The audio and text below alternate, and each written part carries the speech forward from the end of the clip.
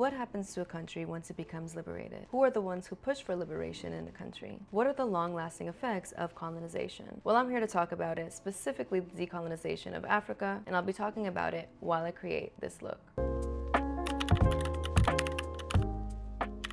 In the early 20th century, almost the entire continent of Africa was under European control. Now, this wasn't just about conquering land and creating borders. Colonization is all about power, resources, and it affects the lives of millions of people. Now, this specific era of colonization is known as the Scramble for Africa, and it lasted between 1880 to 1913. And this map demonstrates how European powers would carve up the African continent and draw borders, often between different cultures, without regard for ethnic and cultural realities. In other words, European countries would separate different communities that spoke the same language and practiced the same religion and merge them with different communities without any regard of what might happen. And these arbitrary divisions would have lasting consequences. Now, before we get into that, let's fast forward to World War II, where African soldiers fought alongside European soldiers, and they brought back new ideas of self-determination and freedom. From Ghana to Kenya and Algeria to South Africa, people were rising up to demand their freedom from these colonial powers, and it wasn't just about politics. Many Africans were rediscovering African pride and a sense of identity. Now, who are some of the key figures who helped push for liberation? So the first sub-Saharan African country to gain independence was Ghana.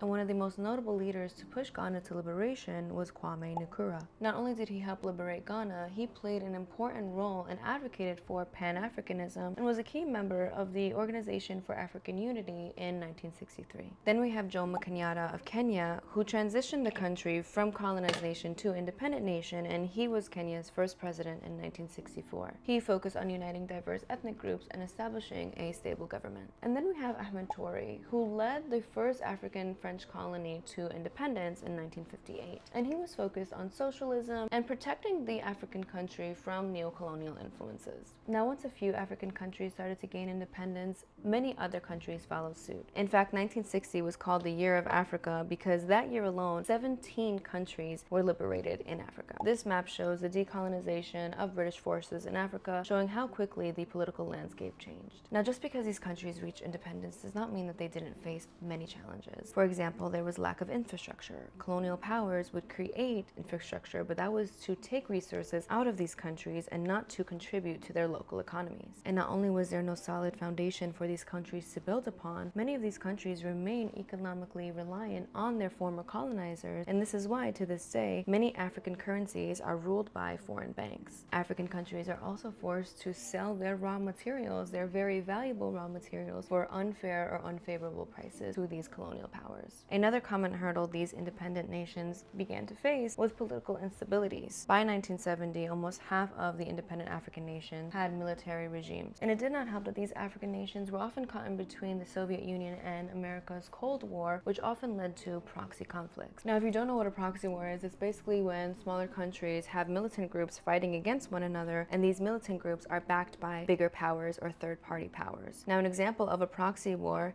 is the Angolan Civil War of 1974, where there were several different military factions in that nation, but these factions were backed by the United States, China, Russia, and Portugal. Now, proxy wars often serve the bigger powers because while there's political instability, these larger powers get to swoop in and take advantage of the country's instability and get their resources. Now, I mentioned this earlier in the video, decolonization wasn't just about power, it was also an opportunity for African heritage and culture to take the world stage. A huge concept that gained momentum is known as Pan-Africanism, and it's basically a call to unify all African people and uplift them outside of European power. Now, colonialism shapes a lot of the practices that we see today, including migration, the economy, and just general cultural exchanges between different nations. Now, fortunately, there are several African countries today who are home to some of the fastest growing economies, major tech hubs, and they are just flourishing within their own right, though some of them still are grappling with the consequences